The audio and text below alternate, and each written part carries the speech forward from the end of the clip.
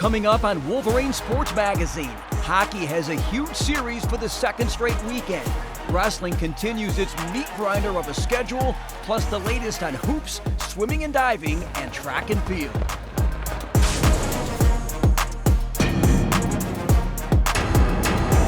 Wolverine Sports Magazine is presented by Meyer. Hi everybody, welcome to Wolverine Sports Magazine. We begin with news from Wednesday afternoon. Jim Harbaugh is leaving Michigan to take over the NFL's Los Angeles Chargers. He finishes his maize and blue career with an 86-25 record, ending his tenure with 3 consecutive Big Ten championships and, of course, a national title won earlier this month in Houston, Texas. By leaving for the NFL, he hopes to become just the 4th coach in history to win both a Super Bowl and a collegiate title, joining Jimmy Johnson, Pete Carroll, and Barry Switzer. Harbaugh did what he was hired to do, and we wish him nothing but the best in Southern California. Now on to the big story on campus this weekend right here at Yost Arena. Another huge weekend series for the hockey team. Number 3 Wisconsin comes to town. The Badgers sit in second place in the Big Ten. The Wolverines coming off a weekend split against arch rival MSU. The series started in grand fashion Friday night in East Lansing. Rutger McGroarty opened the scoring at the 12:01 mark on this breakaway. They added 2 more in the frame, including a shorthanded goal from Keenan Draper. Michigan scored 3 in the first and 3 in the third to rout the Spartans 7-1. Dylan Duke led the way with a pair of tallies. I think it started with the first 5 minutes of the game. We played the right way for 60 minutes. That's what happens. When we do things the right way, we play hard, played our identity. We have the ability to win games like that. It's all the guys, playing 5 minutes, 25 minutes, whoever it is, just doing their job and playing as hard as they can for the guy next to them. And we just, it worked out tonight. Saturday at Yost, it looked like more of the same. Midway through the second, the Wolverines built a 4-1 lead on the strength of 2 goals by sophomore T.J. Hughes. But MSU ripped off 6 straight to take command of the game, earning a weekend split with a 7-5 decision. I thought we took it to them for 110 out of 120 minutes, and we understand the lapse like within that 10 minutes in the second period, and it's not even crazy adjustments. It's just helping guys a little bit between the ears and supporting each other. And other teams are going to make a push at different times, and that's when we just need to push back. How does this team react to losses internally? How do you guys bounce back? Trying to take something out of every single loss, trying to learn on the way, and try and better ourselves. When you fail, there's always a hidden message within it. So success only comes from failure. That's what we're trying to preach in the locker room and on the bench, and just trying to build from that going into this weekend. Now the upcoming series with the Badgers. Back in early November, Gavin Brindley scored 2 goals on Friday night, but Wisconsin scored the last 3 goals of the game to win it 5-4. Saturday, Garrett Shifsky tied the game in the second period with his 5th goal of the season, but the Badgers scored the game winner in the third to win 2-1. We expect another tight series this weekend at Yost. Should have came away with 1, if not 2 wins. And, being up 4-1 in that first game, I think both teams would like that game back. A lot of rush chances, not as much defense. I thought we played extremely hard on Saturday, so did they. They believe that we're in a really good spot and we're close to breaking it open, and that's for us to prove, but we're working in that direction. They're a good team, we respect them obviously, but I think we got something to prove this weekend. Last time when we were there, we played good hockey, we just kind of didn't get the bounces and didn't go our way, but I think it's going to be a different weekend this weekend. We're here at Yost in front of our own crowd, so we're going to be prepared, we're already pumped up about it, and we're a second half team, so we'll be ready to go. Now to basketball, men's hoops hosts Iowa on Saturday, looking to sweep the season series with the Hawkeyes. Bit of an odd tip time for this one, 5 o'clock, and you can see it live on FS1. Tuesday in West Lafayette, a shorthanded Wolverine squad faced number 2 Purdue. Jalen Llewellyn led the team with a season-high 16, hitting 3 of 6 from deep. But Purdue closed the first half on a 17-2 run to take control of the game. The Boilers lived up to their billing in a 99-67 win. The two will meet again at Chrysler February 25th. The women continue to battle for position in the Big Ten standings. They've got a big one on tap this weekend, heading to East Lansing to take on MSU Saturday at noon. The Wolverines were on the road Sunday against Rutgers. Layla Filia was magnificent. The junior scored 10 first-quarter points on the way to a game-high 25. She also added 6 rebounds. Lauren Hansen was the only other Wolverine to hit double figures. The grad student notched a dozen as Michigan held off a furious Scarlet Knight comeback, winning it 56-50. Wednesday, Maryland was in town, and what a game. Michigan trailed by 15 at the half, but stormed back with a 13-3 run to start the third quarter. Down 9 with 3:07 to go, the Wolverines closed regulation with a 9-0 spurt. Kyra Evans here with 3 of her team-high 17. And Jordan Hobbs with a key triple try. She finished with 15. This one went to overtime, tied at 67. Back to Evans, baseline right. Williams wide open on the doorstep. Michigan has the lead for the first time. Williams had 3 critical buckets in the extra session. Less than 1 second to go.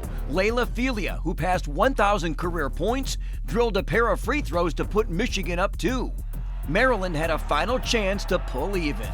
The lob. The shot is no good. Brown Turner got it on the rim and it circled around and went out. Great night for Michigan. The Wolverines improving to 5-3 in the Big Ten. Wolverine Sports Magazine is presented by Meyer and brought to you in part by Alro Steel, by Abso Pure Water, and by Grand Traverse Resort. The 11th ranked wrestling team continues its brutal Big Ten schedule. Friday, they head to Columbus to take on the 7th ranked Buckeyes. Top-ranked Penn State was at Chrysler Center last Friday. The Nittany Lions won the first 2 matches to take a 7-0 lead before 4th-ranked Shane Griffith won at 174. The 2-1 victory cut Penn State's lead to 7-3. 4 straight Lion wins gave the visitors a big lead before 6th-ranked Dylan Ragusin scored a fall against the nation's 4th-ranked wrestler at 133. It was the highlight of the night for the big crowd, who saw Penn State win it 27-9. Back at it Sunday afternoon, the Wolverines won 7 bouts against 13th-ranked Rutgers. Michigan opened with 3 straight wins, starting at 125. Ragusin was impressive again with an 8-5 victory at 133. Freshman Sergio Lemley scored a 10-7 sudden victory decision at 141. Will Lowan picked up a major decision at 157, and 7th-ranked Cam Amin was a 4-1 overtime winner at 165. The 184-pound match saw Michigan's Jaden Bullock score a major decision, and Wolverine heavyweight Lucas Davison was a shutout winner, 4-0. Michigan knocked off the Scarlet Knights 23-10. To Canham Natatorium, where the swimming and diving teams hosted a pair of ranked Indiana teams. It was senior day, the lone home Big Ten duel of the season for the Maize and Blue.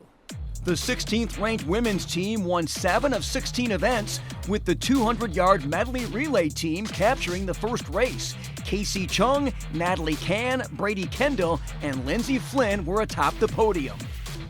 Chung won the 100-yard backstroke with teammate Lexi Greenhawt placing second.